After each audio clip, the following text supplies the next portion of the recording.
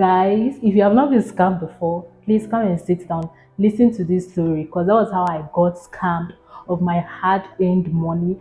Everything vanished. Like they cleared my account as a copper back then. It was one of my ordeal as a youth copper, and I even had to take an oath not to say anything. But today I am saying it. Oh, I'm spilling out the tea because now I know it's a scam. Like it wasn't real. Like what they told me then wasn't real.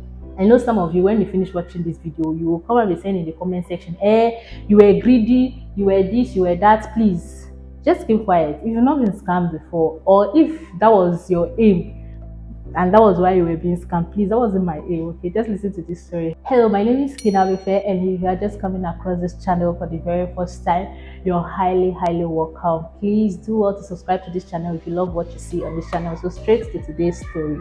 Today's story is about how I got scammed, how I got duped as a youth copper back in early 2020.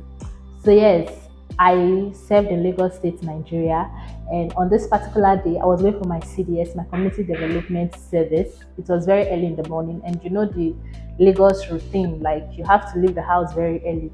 I love going for my CDS very early, so I come back on time, and have a good rest, prepare against the next day.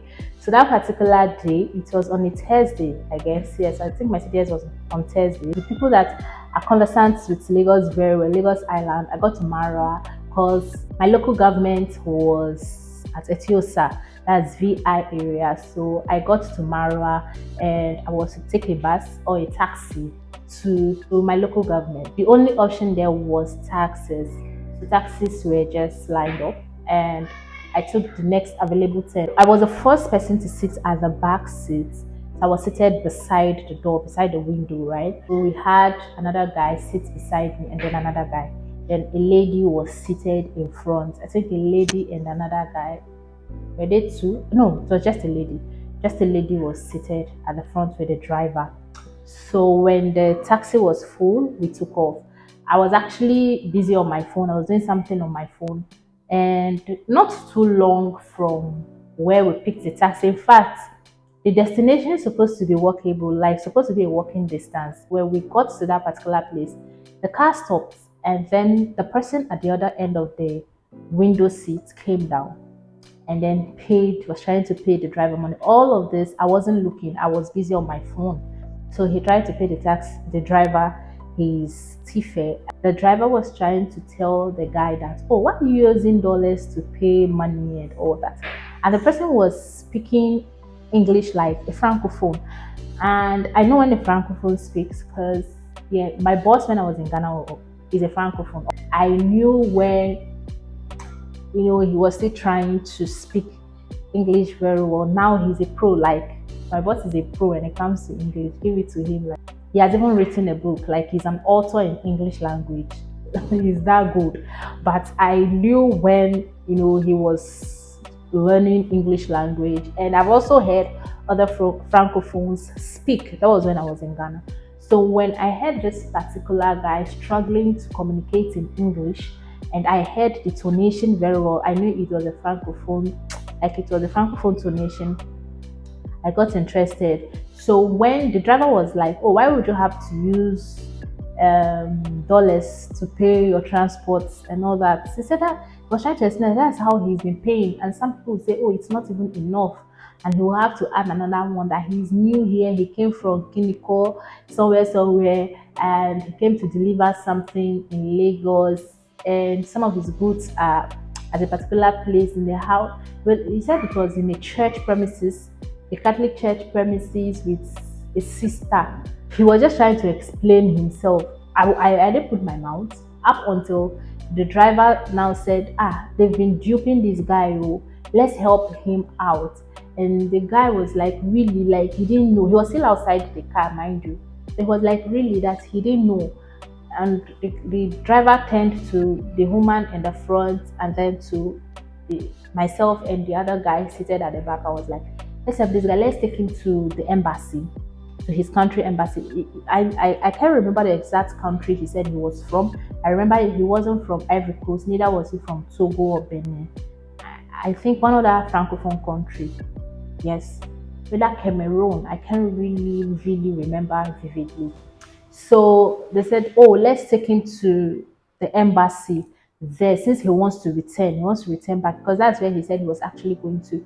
So when I realized he was francophone and he was speaking that way, me being someone that have stayed in a foreign land before, I have seen Ghanaians come through for me, like people that I don't know at all. They've not met me before, and they really come through for me when I need help. I came up with that mindset too. This is a foreigner in my own country, so I want to be of help to the person. So I told the driver, oh, no problem.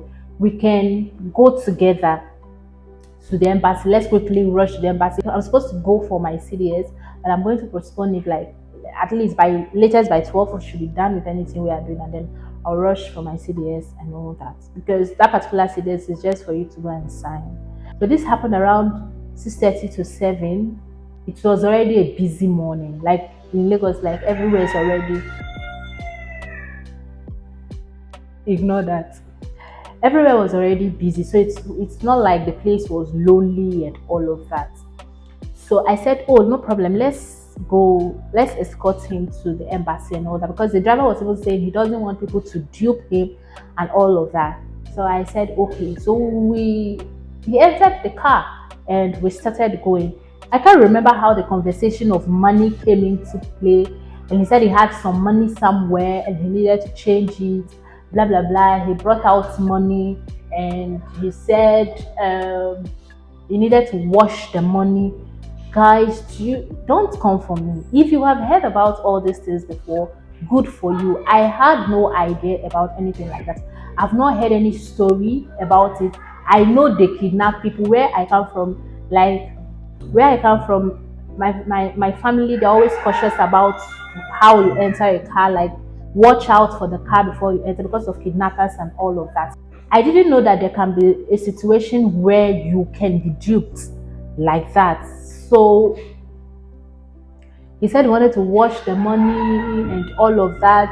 He needed chemical to wash it so that he can take it. He sharp framed up a story because at this point it's like he realized he was talking to a JJC, someone that doesn't know what's going on. I said, okay, where's the money? He said it's with his sister in the church. I was like, okay. But what I did not realize was that there was at that point, they've hypnotized me already. So I couldn't read meaning into what was going on in the scenario because I was already into it. As we were going, when they washed the money, like they did, I don't know, they put the money inside, they put the paper inside something and then brought it out and it came out 1,000 naira notes. And they were like, they need to get more of that thing so that they can wash the remaining money. And he said he needed that money because he needed it to travel. And the problem now is that he doesn't have the money to buy the chemicals to wash the money. And he was begging us that if anybody could help, bring money, let them, if someone who can contribute. I can't remember the exact amount they said that chemical was, but yes, everybody pretended as though they were bringing out money. I wasn't having money on me. The only money I had was the money in my account. The only money I had physically was my transportation to where I was going to. So at that point, when I have seen them change that money, they said, no, we are going to take an oath. An oath that you're not going to say anything. The guy said, that was the driver that said that. The driver said he behaved some way like he's a very nice person. He said, no, we have to promise ourselves that this thing we said is not going to go out of here. We're not going to say anything about it because we don't want anybody to come and attack us because of the amount of money that he has to wash. Truthfully, when he said that, I started becoming scared. Like, what have I gotten myself into? At this point, I could not leave. They wouldn't allow me to go. I have to take that oath. And you might ask, how was the oath? Like, we brought our hands together and said, we are not going to say anything about what we've seen here. And the driver said, anybody that says anything, blood is going to come out from the person's nose and mouth. I said, Jesus. He said, no, that is to show you the intensity of what he's talking about. Like, he doesn't want anybody to spill out anything from God. At that point, I started becoming scared. Truthfully, at that point, I became scared. But I did still realize that these people might be scamming me, or they might be aiming at duping me. So they asked me, how much can I bring? How much do I have? I remember the money they said for the chemical was a big money. And I said I did not have that kind of money, like support. So because they said when they washed the money, they were going to give me the money back. And they even said they were going to give me additional money. I remember vividly telling this francophone guy, so-called francophone guy, that oh, he should not worry. The most important thing, I'll feel fulfilled if he's able to get himself back to his country whole, like he's not being duped or anything of that sort. I kept on stressing on the fact that I've also been a foreigner in another man's land before, and I cannot remember being treated badly when I went to that country. And I've also had a francophone boss that treated me so nicely, even up till date. So the long story cut short, I had to go and bring the money that was in my bank account. At that point, I was scared. Even on my way going to the bank, they took me to a particular point and they told me to go. They told me to go. They didn't follow me to the bank. It's like one person followed me to the bank, why I can't recall. I can't recall vividly whether one person followed me to the bank. I think so. I think one person followed me to the bank. I went to the bank. I wrote, no, no. They didn't follow me to the bank. They dropped me somewhere. And they told me to go to the bank to take the money and I should call them and tell them where I will meet them. So at that point, I was really, really scared. I just wanted to come out of this oath of a stuff where they said if I say anything, blood was going to come out from my mouth or my nose. At this point, also, my friends were calling me. My friends were expecting me to be as serious. They were calling me because they know I come very early. We planned to meet very early. They were to sort out my file and all of that. So they wanted to know if I was close by so they could sort out my file for me. But I was hypnotized. So I couldn't even pick their calls. I was scared of picking their calls. Probably if I had picked their calls, maybe the thing would have cleared from my eyes. I don't know. But guys, I used my two legs, went to the bank, I withdrew everything and I carried the cash I went to give to these people. We went to a particular place. We met a man, the so-called man that we had to buy the chemical from. And this particular man started telling me histories about myself, things I've done. He even told me things about my family, like was talking like a prophet. And I was like, are you a prophet? He said, oh, he's not really a prophet, but he sees sometimes. So but when he saw me, he had this urge to tell me this. He was telling me so that I'm a good person, I have a good heart, and because of my good heart, he's going to let me go. Now, something happened that got me really scared before he made that statement. He hit my chest. He said, you have a good heart. Like he really, like, I don't know, I can't hit my chest that way, but I would have showed you how the intensity of how he hit my chest. Like he hit my chest so hard 3 times, I mean 4 times, and then he told me, you have a good heart, so I'm going to let you go. I didn't understand. I was like, okay, thank you, thank you. So we both went. He said, okay, let's go and get the chemical, blah, blah, blah. So we got to a particular job. I think we went back to Marwa. After roaming. Guys, this is started since around 6:30. All this is that I'm rounding up like this. As at the time we were done, it was already 2 p.m. I couldn't even go for my CDS again. So they took me back to Marwa.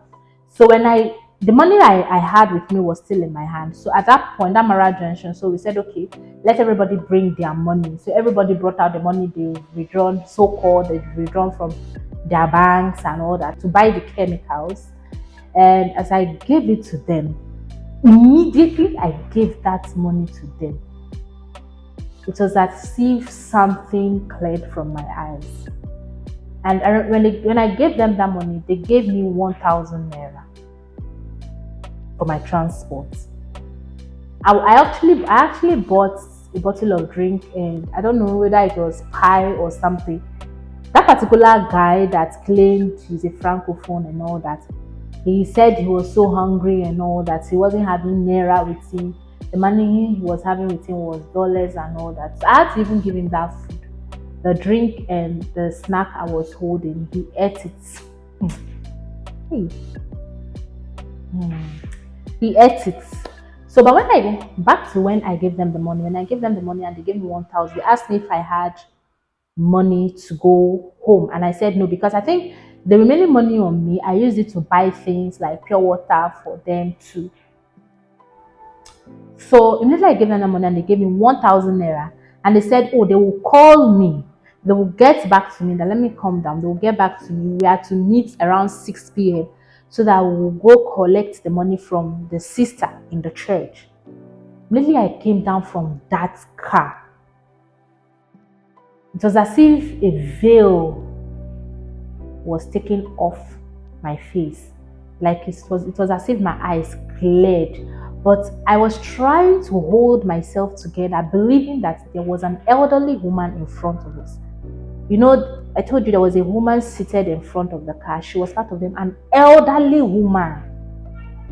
It's not a young girl. An elderly woman that can have grandkids. She was part of them. And I just felt, no, a woman will not do that. A woman will not do that to a young girl like me. Like, she's grown. Maybe I just assumed, okay, if they duped me, they duped her also. Like, I collected her number, even the number of the guy, everybody's number I had. So when I went, because I couldn't go for my CDS, I went home, I started calling. So they were telling me, so yo, me too, I'll call you back. Even the woman, I'll call her, madam, what's wrong, what's going on, blah blah blah. They will just be telling you, I'll call you, all that. That was how. And I was still scared to talk. Even at that point, I've not spoken with anybody. Like, I've not even picked my friends' calls or returned their calls to tell them what was going on, because I was still scared that if I say anything, blood was going to come out from my mouth or my nose. Oh, it was pathetic. It was pathetic. And then I just rented an apartment in Lagos. I was staying with my friend before then. So I just rented. Thank God I had rented the apartment. So the rent money was out of the money that was in the bank. So imagine if I had not rented yet and the rent money was bad. So I don't know what would have happened to me. But yeah, I went back home. I was having nothing. Nothing. No money on me. I could not tell this story. I've not told my parents before. I could not tell anybody. The next day, yes, the next day was a Friday. I needed to go to work. I couldn't sleep all through the night. I was so worried. My money was gone. I was still hoping and believing that these people were going to call me and tell me, let's meet somewhere, at least give me my money back and all that. I remember they asked me if I knew where money was in my office, where I was selling. And I said, no, I did not know. So imagine if I had known, I would have gone to that place to collect money and they would put me in big problem. Jesus. They would have put me in serious problem. Thank goodness that I did not know where they kept money in the office. So in fact, all through the night, I couldn't sleep. I was having sleepless nights. The next morning, I was so scared. In fact, at that point, I became so scared. In the morning, I needed to go to the office. I wasn't even having transport fare to go to the office. That early morning, I remember running outside. It was very dark. There was no light. So I was just walking, looking because I have to walk a distance from my house to the main road so I can get a car. So I remembered going, and then I saw this particular man walking. I just looked at him from afar and I realized, okay, this man might be sensible, and I ran to him. I said, sir, please, there's something I want to tell you. Please, my name is so and so. And he said, oh, he's a pastor that he's going for a funeral in so state, so he had to go very early. I said, please, can I tell you something? I'm really scared. They said if I say this thing, blood is going to come out from my mouth and my nose. And he said, nothing is going to happen to you. Tell me what's happening. We're just walking towards the main road. So I told him that this immediately, before I even entered the middle of the story, he said, don't worry, you've been scammed. You've been scammed. Your money is not coming back. no blood is going to come out from your mouth or your nose. But they are called one chance. You've entered one chance. ah, reality dawned on me that I've been duped. Like, how did I get duped? Like, when I want to play back the scenario, it didn't make any sense to me. Me that was trying to help someone, they've duped me. It didn't make any sense to me. I didn't say anything until I was I became so devastated. I wouldn't say I went into depression, but I was almost there. I was almost depressed. I was growing lean because I wasn't eating. There was no food. Oh God, thank God. Hmm. I couldn't even tell my parents that this was what happened to me for them to send me money or anything. How would I start explaining that? Like, I don't have any money at all for even transportation, and I'm being paid. NYC pay me. Um, where I do save, they pay me. So transportation should be the least of my problem. But that was my reality. Thankfully, not so long we got paid and all that. But on a particular day, my friend Shay has not been on this channel with me before, but she'll be on this channel one day, one day. Hopefully she'll be here with me one day. So Shay was my colleague back then, and she was like, "Are you okay?" She was always asking me, "Are you okay? Are you okay? Are you okay? Are you okay?" And then I had to man up or woman up and I opened up to her. Then I told her, she laughed. I was like, why is she laughing? She said, it has happened to her. Oh, that this is the same, like almost the same scenario. How they duped her. Then she was even way younger. She had to go and take jewelries and all that. See, sometimes I wish if I see that guy, I can still remember him vividly. His face is just flashing. Like, I can see his face flashing around my eyes right now. I still remember how he looks, everything. The person I cannot really recall is the woman in front. Like the woman that was seated in front. Maybe if I see her, I'll not be able to recognize her. I might recognize her, oh, but you see that francophone, so-called francophone guy. I cannot forget that guy's face. Anywhere I see him. So, guys, why am I telling you this story? Why am I telling you to sit down and listen to this story? This thing is very rampant, and I never knew about it. There are so many people that are being duped on a daily basis, but they don't even talk or explain how it happened because probably they feel shy, they feel bad, like, oh, I wasn't smart enough. It's okay.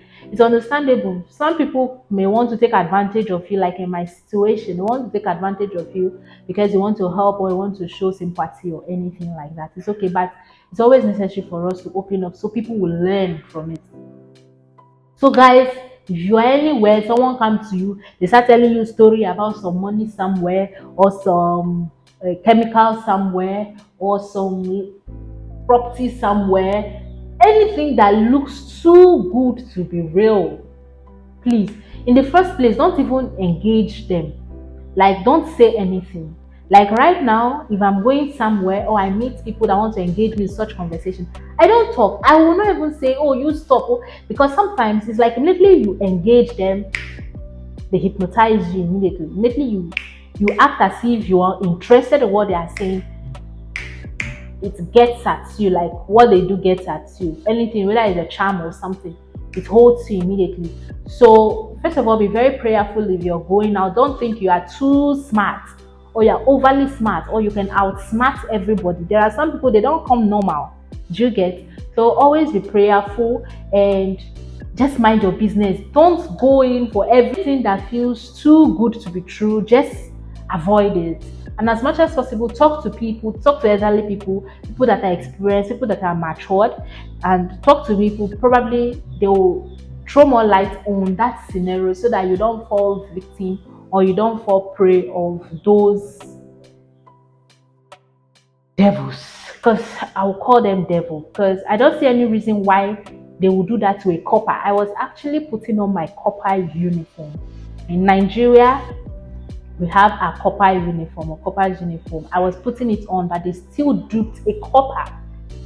they still duped a couple. Like that woman, that particular woman, I feel so much pain in my heart towards her because even if she doesn't have a child, she is a woman. Like if she has a child, that would be so mean of her. Like it's unexpected. Like it was so unexpected of her. Like I didn't believe that she could do that. So many of you will ask, oh, so what happened to the contacts and all that? I sent them text messages, they were not responding.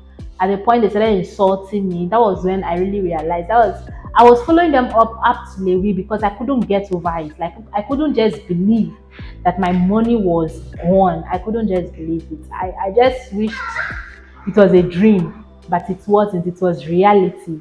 And yes, that was how I got duped. If you've experienced something like this before, you've got duped or you've got ripped off your hard-earned money, let's know how it happened in the comment section so that people will learn.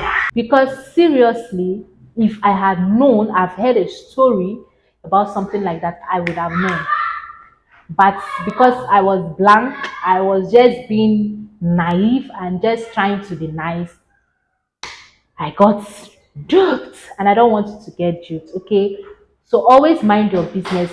When you hear someone give you any storyline related to something like this, run away. Anything washing of money, bringing goods, run away from it. They are scammers, they are dupers, they are going to rip you your hard-earned money. I'm sure this story has enlightened you one way or the other. Do not be in a haste to say, oh, I'm too smart or I'm too, I'm too. Do not be in a haste, okay? Just pray to God to always give you the spirit to discern, the discerning spirit, okay?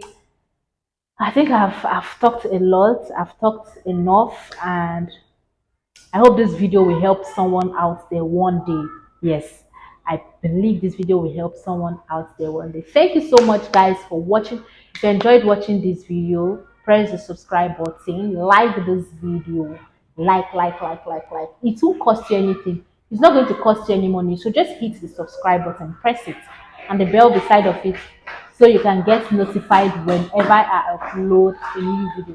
Thank you so much, guys, for watching, and until we meet next time, do not forget to always smile because you're beautiful when you do. Bye.